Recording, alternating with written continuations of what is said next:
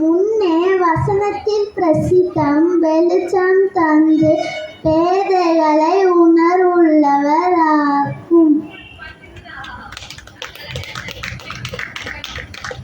எபேசியர் 5:14 ஆதலால் தூங்குகிற நீ விழித்து மருத்துவரை விட்டு எழுந்திரு, அப்பொழுது கிறிஸ்து உன்னை பிரகாசிப்பார் என்று சொல்லியிருக்கிறார். ஆமென். யோவான் 8:12 மறுபடியும் இயேசு ஜனங்களை நோக்கி, நான் உலகத்திற்கு ஒளியாய் இருக்கிறேன். என்னை பின்பற்றுகிறவன் இருளிலே நடவாமல் ஜீவ ஒளியை அடைந்திருப்பான் என்றார். ஆமென்.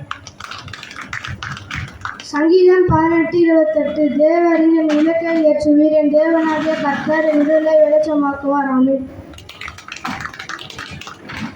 யோவான் 9:4-5 பகற்காலம் இருக்கும் மட்டும் நான் என்னை அனுப்பினவருடைய கிரியைகளை செய்ய வேண்டும். ஒருவனும் கிரியை செய்யக்கூடாத ராக்காலம் வருகிறது. நான் உலகத்திற்கு வெளிச்சமாய் இருக்கிறேன் என்றார்.